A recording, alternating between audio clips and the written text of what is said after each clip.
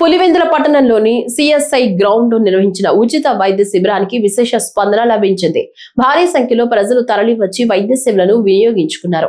Dalit federation of India జాతీయ అధ్యక్షుడు, mother Teresa humanity award గ్రహీత, కేపీ ఫౌండేషన్ మరియు యూసీపీఐసి చైర్మన్ మరియు వ్యవస్థాపకుడు డాక్టర్ కోలా ప్రసాద్ ఆధ్వర్యంలో ఈ ఉచిత గుండె, కంటి మరియు దంత వైద్య శిబిరాన్ని నిర్వహించారు.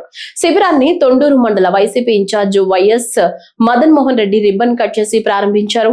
ఈ శిబిరంలో నిపుణులైన వైద్యులు పాల్గొని ప్రజలకు ఉచితంగా వైద్య పరీక్షలు నిర్వహించి అవసరమైన సలహాలు, మందులు అందించారు.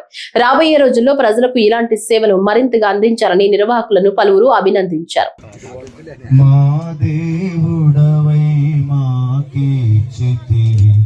ఎంతో గొప్ప శుభదినము, మా దేవుడవై మాకిచ్చితివి, చెదము మేమందరము ఉత్సాహించి